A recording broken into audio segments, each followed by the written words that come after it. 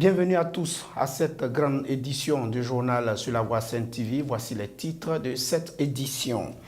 12 milliards de francs CFA, c'est le prêt que l'Allemagne vient d'accorder à la Côte d'Ivoire dans le cadre de son projet de planification.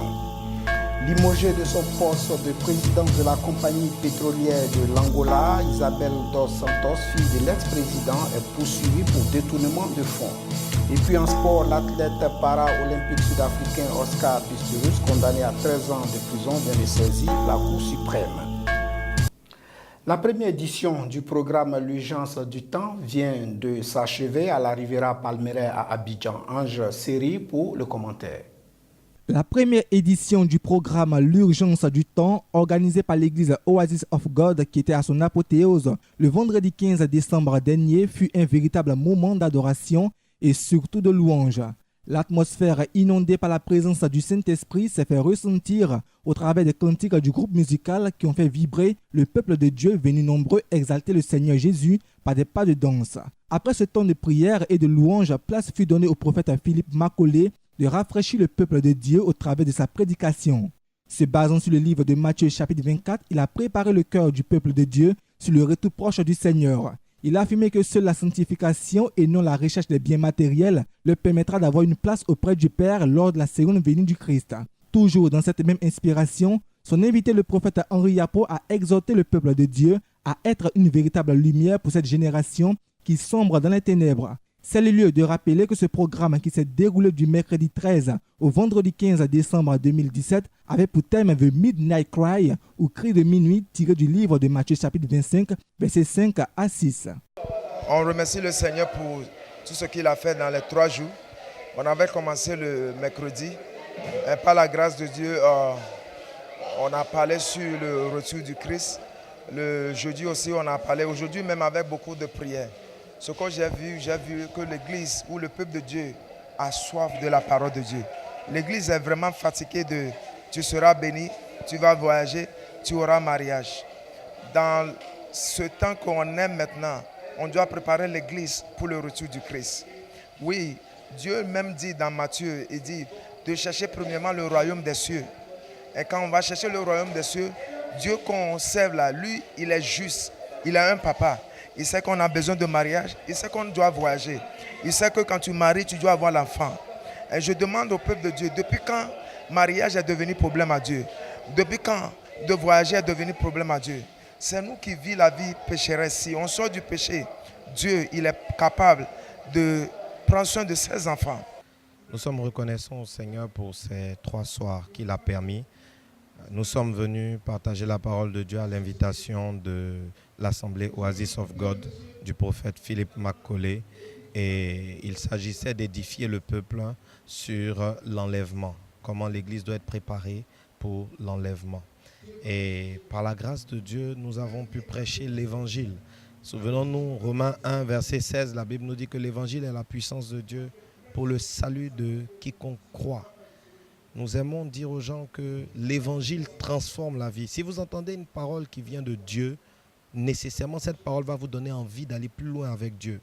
La Bourse régionale des valeurs immobilières a procédé le mardi 19 décembre 2017 à Abidjan au lancement officiel de son 3e compartiment dédié aux petites et moyennes entreprises et aux entreprises à fort potentiel de croissance. Freddy Soundé, commentaire. L'ouverture du 3e compartiment pour les PME marque un nouvel envol pour la BMW qui franchira un nouveau cap dans son ascension, en élargissant son champ de rayonnement au premier moteur de croissance des économies africaines. Pour les PME, ce compartiment permettra la diversification des sources de financement. En ce qui concerne la BMWM, il permettra d'accroître le nombre de ces sociétés cotées, a expliqué le directeur régional de la BMW, Edo Kossi Amnov. Il a assuré les autorités boursières de l'engagement des autorités ivoiriennes à les accompagner dans l'attente des objectifs escomptés par le lancement de ce 3e compartiment. Selon lui, Malgré les nombreuses avancées de son institution en 21 ans d'existence, notamment avec 45 entreprises cotées, le passage de la capitalisation boursière de 1018,9 milliards de francs CFA à 6339,9 milliards de francs CFA, le passage de la valeur journalière des transactions de 241 millions de francs CFA en 1998 à 1,2 milliard de francs CFA, les PME sont restés sur le quai alors qu'elles emploient environ 25% de la population active sous-régionale. Nous vous le disions en titre, dans le cadre du soutien à son programme de planification, la Côte d'Ivoire vient de recevoir une contribution de 12 milliards de francs CFA qui lui a été accordée par l'Allemagne. Jean-Jacques Denis analyse. Cet accord octroyé par la République fédérale d'Allemagne à travers l'Institut de crédit pour la reconstruction vise à contribuer au financement de l'appui à la planification familiale et le renforcement du système de santé en Côte d'Ivoire. Il a été signé lundi 18 décembre 2017 à Abidjan entre Michael Grau, ambassadeur de l'Allemagne en Côte d'Ivoire, et le ministre ivoirien des Affaires étrangères, Marcel Montano. Cette contribution est de 5 millions d'euros, soit plus de 3 milliards de francs CFA pour le projet de planification familiale et prévention du VIH-Sida, phase V, et de 15 000 euros, soit plus de 9 milliards pour le projet renforcement du système de santé en Côte d'Ivoire, qui a pour objectif d'améliorer la situation sanitaire en Côte d'Ivoire.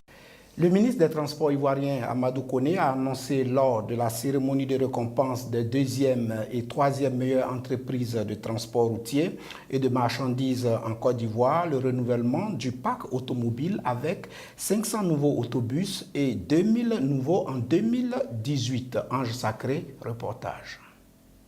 À cette occasion, le ministre a expliqué que les mesures de limitation de l'âge de l'exploitation des véhicules d'occasion importés ne visent pas à mettre en péril les métiers de transitaires ou d'importateurs de véhicules d'occasion. Cependant, ces mesures visent uniquement à assainir le secteur et à contribuer efficacement à l'amélioration des conditions de travail et de voyage de nos citoyens. Pour lui, ces mesures s'imposent parce qu'elles visent à préserver des vies humaines et de léguer un environnement sain aux générations futures. Notons que ces 2 décrets ont été pris en Conseil des ministres du 6 décembre dernier. En Côte d'Ivoire, 75% des véhicules en circulation ont un âge compris entre 16 et 20 ans. Une situation qui est la cause des nombreux accidents de la circulation. Ouvrons la page internationale de ce journal. Récemment évincée de la présidence de la compagnie pétrolière Sonangol, Isabel dos Santos, la fille de l'ex-président angolais, est accusée de détournement de fonds par la compagnie pétrolière angolaise. Martial Kwasi. L'ex-patronne de la Sonagold, Isabel dos Santos, est accusée d'avoir effectué des transferts suspects du temps où elle était à la tête de la puissante compagnie pétrolière. D'après les médias locaux, la nouvelle direction de la compagnie aurait identifié un transfert suspect de 57 millions d'euros vers un compte à Dubaï. Un autre virement estimé à 10 millions d'euros de la Sonagold aurait été réalisé également vers une entreprise portugaise dont elle est l'actionnaire principal. Les responsables de la Sonagold ont annoncé l'ouverture d'une enquête sur ces informations de présumé détournement de fonds au sein de la firme. Pour l'heure, Isabel dos Santos a nié toute malversation tout en dénonçant une campagne de diffamation à son encontre. Présentée par certains comme la femme la plus riche du continent africain, Isabel dos Santos est accusée de népotisme et de corruption. Sa nomination en juin 2016 à ce poste stratégique avait été contestée devant la Cour suprême par les juristes, estimant que le chef de l'État n'a pas le droit de nommer des membres de sa famille. Son éviction survient après le départ en septembre de son père, José Eduardo dos Santos, après 38 ans de règne et l'accession au pouvoir de João Lourenço après la victoire du parti au pouvoir lors des élections générales d'août 2017. Troisième président angolais, moins d'un mois plus tard, il crée la surprise lorsqu'il prononce son premier discours à la nation, disant qu'il allait lutter contre la corruption et le népotisme et présenter d'ambitieuses réformes institutionnelles visant à réduire les dépenses de l'État et à contraindre ses ministres de rendre des comptes. La grande réforme sur la fiscalité promise par Donald Trump est proche de son adoption définitive au Congrès. Mais le vote final a été retardé. Notons que 55% des Américains s'y opposent. La grande réforme de la fiscalité promise par Donald Trump est toute proche de son adoption définitive au Congrès américain, malgré un couac de dernière minute qui retardera le vote final à ce mercredi. Lundi, les 3 grands indices boursiers avaient atteint des sommets. La Chambre des représentants à majorité républicaine a approuvé la réforme mardi en début d'après-midi et le Sénat devait le faire dans la foulée. Mais 3 articles mineurs violent certaines règles budgétaires et la minorité démocrate a obtenu de retoquer le texte qui devra donc repasser aujourd'hui à la Chambre pour son adoption définitive. Le résultat devrait rester le même, l'adoption de la première grande réforme du mandat de Donald Trump. La loi prévoit notamment la réduction de l'impôt sur les entreprises de 35 à 21% et l'exonération d'impôt sur les bénéfices réalisés par les entreprises américaines à l'étranger. L'Arabie saoudite a intercepté au-dessus de Riyad mardi dernier un missile sol-sol tiré par les rebelles yéménites Houthis. Notons que les rebelles Houthis sont soutenus par Téhéran. L'Arabie saoudite a intercepté au-dessus de Riyad mardi un missile sol-sol tiré par les rebelles yéménites Houthis. Les rebelles Houthis sont soutenus par Téhéran et Riyad qualifient ce nouveau tir d'irano-Houthi. C'est le 2e missile balistique tiré en 2 mois par les Houthis et visant la capitale saoudienne. Le leader de l'insurrection houthiste, Abdul Malik al-Houthi, a fait une déclaration expliquant que le tir avait eu lieu 1000 jours après le lancement de l'offensive de la coalition arabe sur le Yémen. Selon les Houthis, le missile Burkan H2 visait le palais de Yamana, qui est la résidence officielle du roi Salman à Riyad. L'incident intervient alors que Washington assure que le premier missile tiré sur Riyad le 4 novembre dernier était de fabrication iranienne. L'Arabie saoudite avait alors riposté en renforçant le blocus sur le Yémen pour tenter d'empêcher la livraison d'armes aux rebelles, mais avec pour conséquence le renforcement des pénuries. Depuis 2014, le conflit au Yémen a fait près de 9000 victimes et l'ONU évoque la pire crise humanitaire de la planète. Le bilan annuel de Reporters sans frontières évoque 65 journalistes tués en 2017, mais aussi 326 journalistes emprisonnés. Combien sont morts en faisant leur métier de journaliste? Chaque année, Reporters sans frontières dresse ce sinistre bilan. En 2017, il est moins lourd que l'année précédente et pourtant. 65 journalistes ont été tués à travers le monde, 39 l'ont été sciemment, 26 en exerçant leurs fonctions sur des terrains souvent très dangereux. À l'image de la Suisse, Véronique Robert, touchée par l'explosion d'une mine à Mossoul avec son caméraman français et leur fixeur traducteur irakien.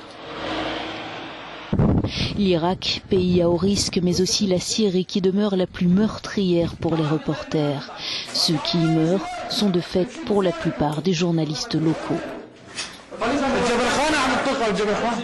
Outre ces zones de conflit, il y a des pays comme le Mexique où il ne fait pas bon d'énoncer la corruption de la classe politique et l'omniprésence du crime organisé.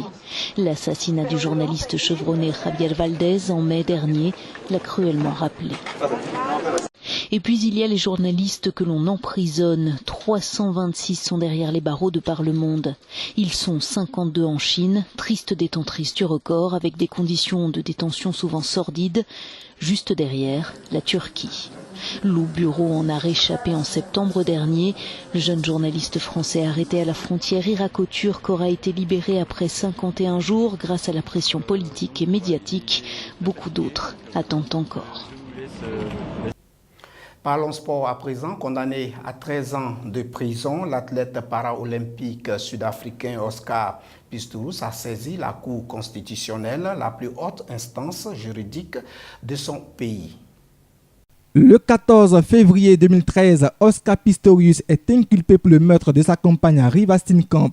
Initialement acquitté, il est finalement reconnu coupable de meurtre par la Cour suprême d'appel en 2016 et condamné à 6 ans de prison ferme. Mais ce dossier judiciaire va connaître un nouveau rebondissement puisqu'il sera réouvert le 3 novembre 2017 par la Cour suprême d'appel de Bloemfontein sur appel du parquet. La sanction est lourde. Le 24 novembre 2017, il est condamné en appel à une peine de 13 ans et 5 mois de prison. Le Sud-Africain l'Africain ne désespère pas puisqu'il a saisi la Cour constitutionnelle, la plus haute juridiction sud-africaine, le mardi 19 décembre 2017. S'il a reconnu avoir abattu sa petite amie, la top modèle Reeva Steenkamp, en février 2016, il a cependant toujours plaidé la méprise en affirmant qu'il croyait avoir tiré sur un voleur qui se serait introduit dans sa maison. Hormis ses déboires avec la justice, il est le premier athlète amputé à concourir dans un championnat du monde pour les valides et le premier athlète handicapé médaillé par équipe parmi les valides. Le commentaire était de Ange Seri. Le président de la CAF, Ahmad Ahmad, a été reçu en audience par le président ivoirien. À la suite de cette audience, il a tenu à rassurer le peuple ivoirien concernant l'organisation de la CAN 2021 attribuée à la Côte d'Ivoire. En visite de 2 jours à Abidjan, Ahmad Ahmad, le président de la Confédération africaine de football, a été reçu en audience par le chef de l'État ivoirien Alassane Ouattara. Il a affirmé que c'est une visite pour rassurer la Côte d'Ivoire, mais aussi indiqué qu'il existe un souci par rapport à l'organisation de la CAN 2021. Il a renchéri en indiquant que la CAF n'a aucun moment pensé à retirer l'organisation de cette CAN à la Côte d'Ivoire, mais au contraire l'accompagner. Il a tout de même félicité le président du COCAN 2021, Lambert Fekese, et le président de la FIFA, Augustin Sidi Diallo, pour l'état d'avancement des travaux. À la suite, le ministre des Sports et Loisirs, François Albert Amicha, s'est dit heureux de cette visite et a affirmé que le président de la République a souhaité que la Côte d'Ivoire et la CAF unissent leurs efforts pour la préparation et réussite de cette compétition. Voilà, le commentaire était signé de Estelle Trayo. À présent, un communiqué émanant de la coordination de la Voix Sainte Télévision. En effet, une émission spéciale de présentation des programmes avec les différents animateurs vous sera proposée bientôt sur les antennes de la Voix Sainte TV. C'était un communiqué signé de la coordination de la Voix Sainte TV. Ce journal prend ici fin. J'ai pris beaucoup de plaisir à vous le présenter. On se retrouve très bientôt. Shalom.